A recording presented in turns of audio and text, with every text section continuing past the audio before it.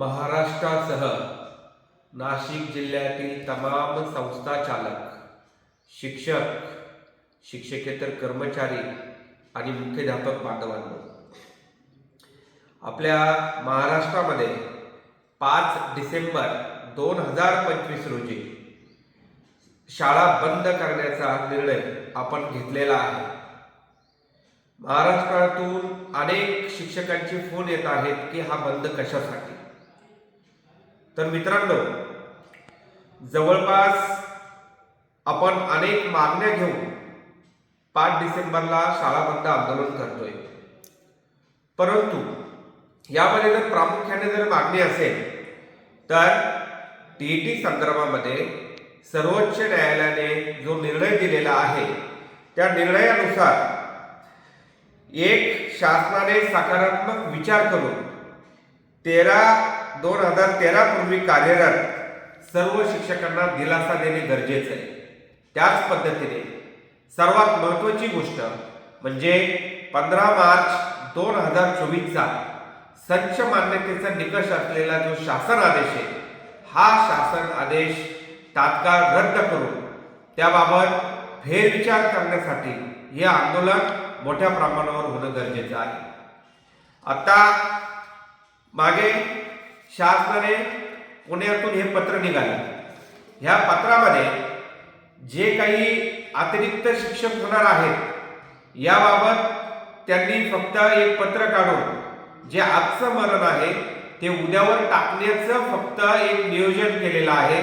परंतु या जे काही अतिरिक्त होणारे शिक्षक आहे याबाबत कोणतीही ठोस भूमिका शासनाची याच्यामध्ये दिसत नाही. आणि याच कारणाने आपल्याला 5 डिसेंबरचे जे आंदोलन आहे हे अतिशय मोठ्या प्रमाणावर होणं गरजेचं आणि क्रमप्राप्त आहे. जवळपास 23 नोव्हेंबरला जी टीईटी परीक्षा घेतली, या टीईटी परीक्षेमध्ये पेपर 1 आणि पेपर 2 1200 रुपये त्याची नोंदणी फी होती. आणि या फी मधून जवळपास 48 कोटी 91 लाखाचा महसूल हा शासनाला जमा झाला.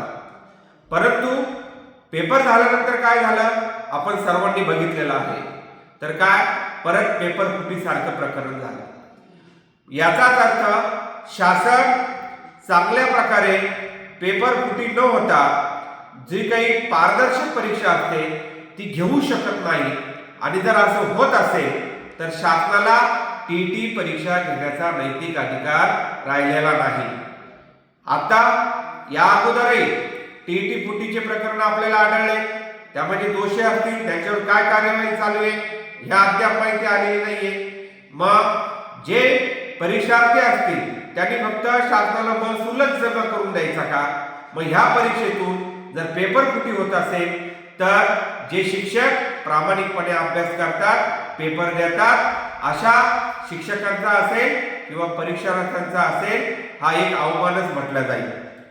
त्यानंतर 15 मार्च 2024चा संच मान्यतेचा जो शासन आदेश निघालेला आहे, हा जो शासन आदेश आहे हा शिक्षण व्यवस्थेला अडचणीत असणारा असा शासन आदेश आहे. या शासन आदेशामध्ये एक शासनाचं धोरण स्पष्ट दिसत आहे की ज्या सरकारी शाळा असतील, ज्या मराठी शाळा असतील, ज्या गावगाड्यावरच्या शाळा असतील, या शाळा बंद करण्याचा विचार या संच मान्यतेतून आपल्याला परावर्तित होताना दिसतो. आणि या संच मान्यतेनुसार 5 डिसेंबर 2025 पर्यंत जवळपास 18,000हून अधिक शाळा बंद पडतील. यातील पुढील धोका म्हणजे 5 डिसेंबर 2025 पर्यंत 9वी व 10वी या वर्गावरील सुमारे 10,000 शाळांसाठी 0 शिक्षक शिक्षिका कार्यरत ठेवले जातील. त्याचप्रमाणे 5वी आणि 6वीचा जो वर्ग आहे हे शिक्षकाविना चालवण्याची परिस्थिती किमान 4 ते 5,000 शाळांमध्ये निर्माण होईल. आणि मुख्याध्यापक, उपमुख्याध्यापक आणि पर्यवेक्षकांसह शिक्षकांची जवळपास 20 ते 25,000 पदे अतिरिक्त ठरवल्या जातील. आणि गावगाड्यावरील जवळपास 18,000 शाळा बंद पडण्याचा धोका यातून निर्माण झालेला आहे. आज जरी आपल्याला याचं गांभीर्य लक्षात येत नसेल, परंतु येणाऱ्या काळामध्ये सरकारने जे काही खाजगीकरण या शिक्षण क्षेत्रामध्ये आणलेलं आहे, हे प्रायव्हेटायझेशन जे असतं, privatisation is a big scam, हा एक मोठा घोटाळा असतो. शिपायाची पदे या सरकारने बंद केली, क्रीडा शिक्षक, कला शिक्षक या सरकारने बंद केले. जी काही पोर्टलची जी प्रक्रिया असेल ही अतिशय कासव गतीने, संत गतीने चाललेली आहे. आजची परिस्थिती आहे की अनेक शाळांवर शिक्षक हे शिकवण्यासाठी उरलेले नाही. येणाऱ्या काळामध्ये पालक म्हणू शकतात की एक दिवस शाळा बंद ठेवला तर विद्यार्थ्यांचं नुकसान होईल, परंतु आम्ही हे जाणीवपूर्वक सांगू शकतो की विद्यार्थ्यांचं भविष्य वाचवण्यासाठी, विद्यार्थ्यांचं शिक्षण वाचवण्यासाठी मात्र हा जो बंद आहे, हा बंद अतिशय महत्वाचा आहे. आणि हा जर बंद झाला तर शासनाचे डोळे उघडतील आणि टीईटी सक्ती असेल.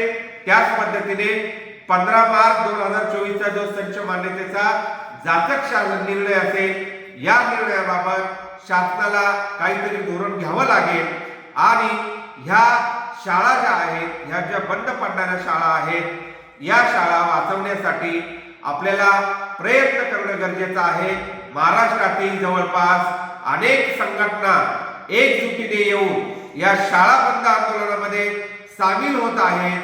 कारण हे जर आंदोलन झालं नाही तर येणाऱ्या काळामध्ये ज्या मराठी शाळा असतील, जे शिक्षक असतील, जे मराठी शाळांच्या बाबतचे जे धोरण असेल, हे मात्र आपल्याला टिकवण्यासाठी हा बंद अतिशय महत्वाचा आहे. मी सर्व महाराष्ट्रातील आणि नाशिक जिल्ह्यातील सर्व संस्था चालक, सर्व मुख्याध्यापक आणि सर्व शिक्षकांना आवाहन करतो की या 5 तारखेच्या शाळा बंद आंदोलनामध्ये सर्वांनी सामील व्हावं. शिक्षकांची एकजूट या शासनाला दाखवून द्यावी आणि आपला हा जो बंद आहे, हा बंद यशस्वी करावा. 5 डिसेंबर रोजी नाशिक जिल्ह्यामध्ये गोल मैदान ते आपलं कलेक्टर ऑफिस आहे, हा एक मोर्चा काढण्याचं नियोजन झालेलं आहे. नाशिक जिल्ह्यातील सर्व संघटनांनी या आंदोलनामध्ये सहभागी व्हावं आणि हे आंदोलन यशस्वी करावं, हीच मी आपल्या समोर विनंती करतो आणि थांबतो. धन्यवाद.